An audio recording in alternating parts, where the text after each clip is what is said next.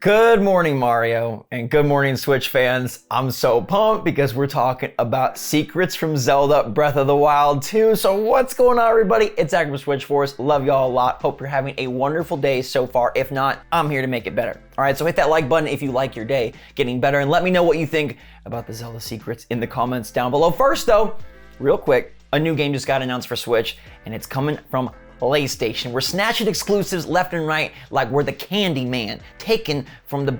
No, we don't take from kids. That's not nice, but this is really nice because we are getting bug snacks on Switch, and it's this month. The game is coming to Switch on April 28th for $25, and it's including the brand new free DLC expansion, packing in 3 to 4 more hours of content, the Isle of Big Snacks. Now, if you're not familiar, Bug Snacks is a game kind of like Pokemon Snap, but more fleshed out with more puzzles and less of a rote movement, and you're facing off against snacks, like a giant flying pita or a hamburger gone wrong, and then the characters in the game start losing their limbs to hot dogs and other sorts of things. It looks very strange, very crazy, and I skipped it on PlayStation.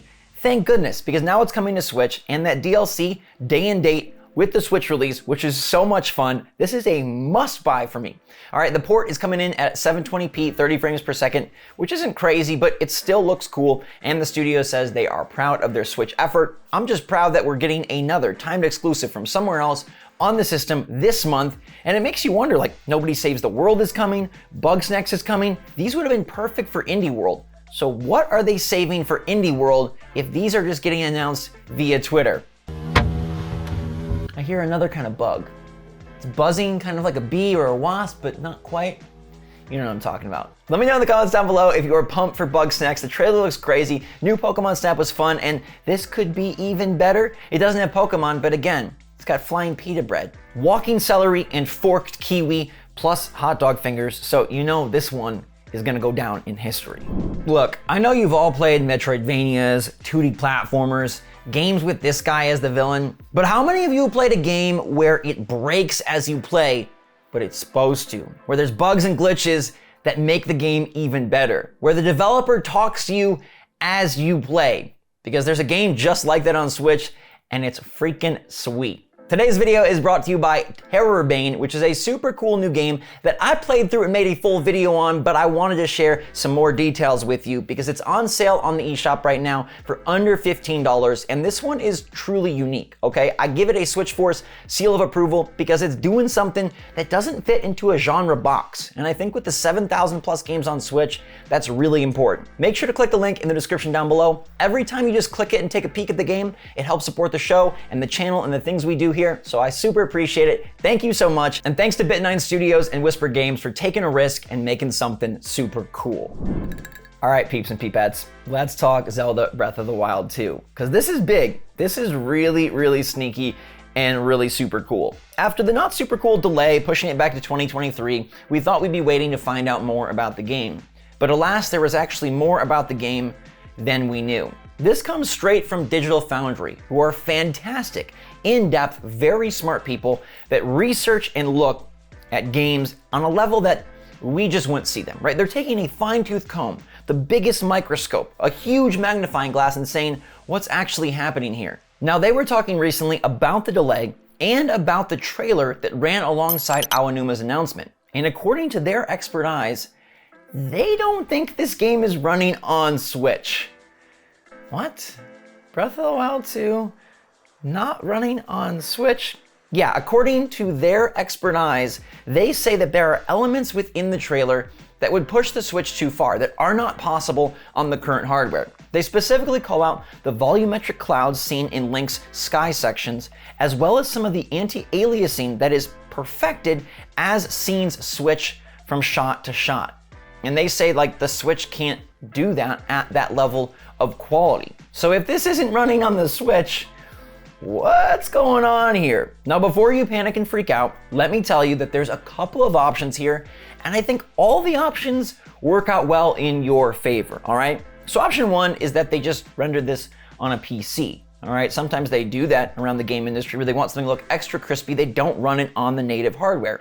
But Digital Foundry is quick to point out that Nintendo doesn't do that. It's not how they operate. They always show things the way they are going to be and on the hardware they're going to be played on. So option 2 is that there is another Switch lurking out there. The one we've heard rumored so many times, a Switch Pro, a Switch 2, a Switch 4K, whatever it is, something that can handle much more powerful graphical techniques is waiting for us, and Legend of Zelda Breath of the Wild 2 will launch alongside it. Now, in this instance, guys and girls, they still will launch this game on the current Switch.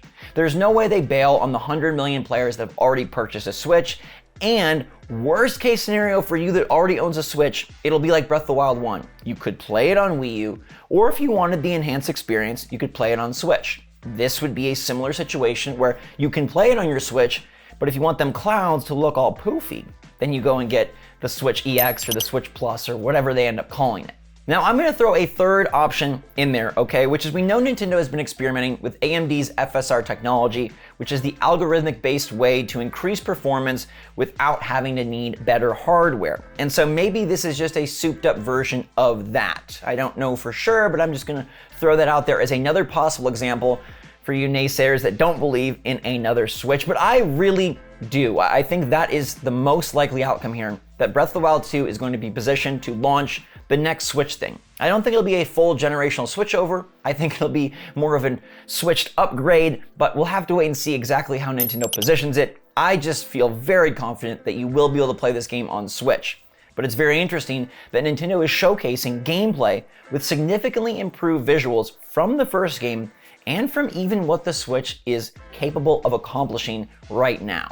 So Breath of the Wild 2 is incredibly exciting, not just for the software game implications, but also for the hardware implications. And more it does seem like maybe Nintendo is lining this up to finally launch their next big thing. Not just the OLED, which was kind of a stopgap due to the pandemic and the shortages, but no, like really the next step forward. The one that people have been waiting for and the one that will bring graphical capabilities that allow Nintendo to make better games of their own and merge many others from third parties.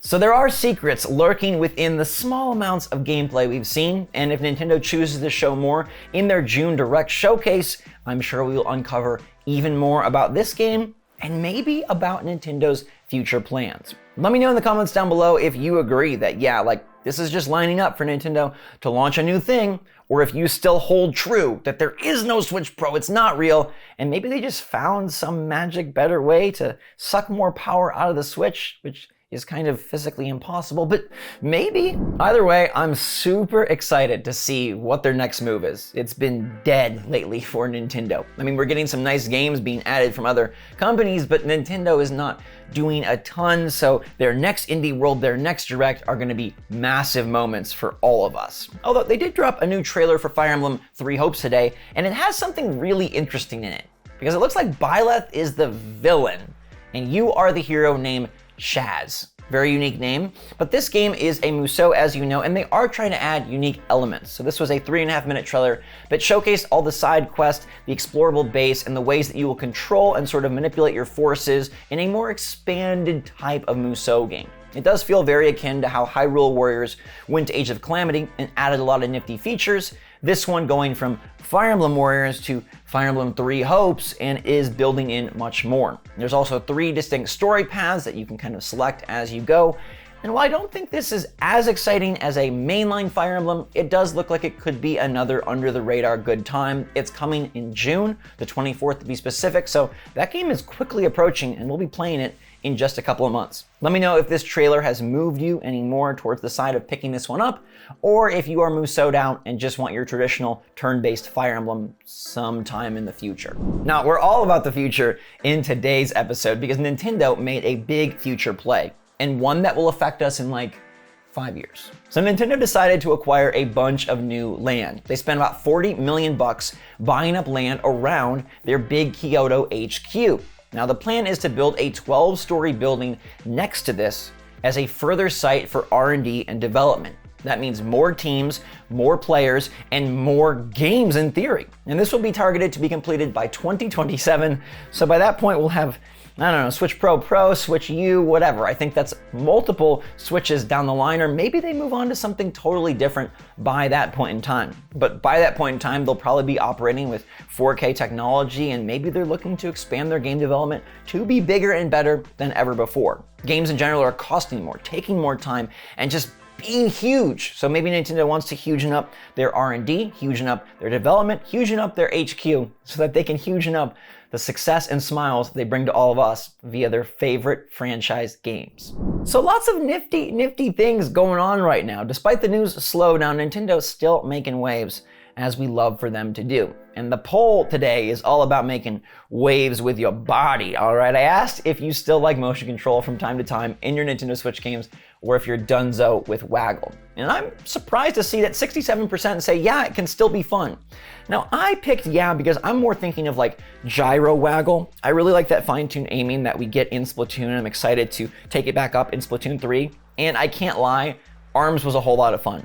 I don't know how I'm gonna feel about Nintendo Switch Sports. I'm eager to see if that level of waggle still appeals in 2022, but 33% of you are like, nah, you're done with waggle. Just give me buttons. And just FYI, Nintendo Switch Sports cannot be played with buttons, so if you wanna take part in that game, we'll all be waggling it, all right? And I will waggle my way to the end of this video. I'll see you guys all tomorrow. Until that time, thank you so much for watching. I hope you're all having a fantastic day. And again, if you're not, I hope this video made it better. And even if it didn't, try reading a book.